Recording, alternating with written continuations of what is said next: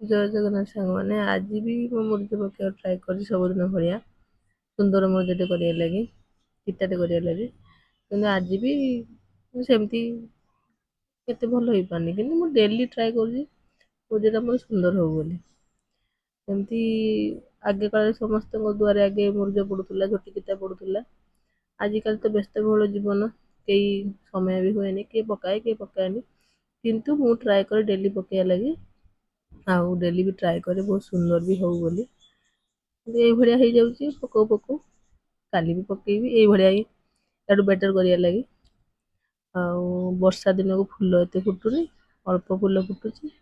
ମୁଁ ତାକୁ ଚିରି ଚିରି ଦେଇଛି ରଣ୍ଡିରେ ଚିତାରେ ଏଭଳିଆ ହେଇଛି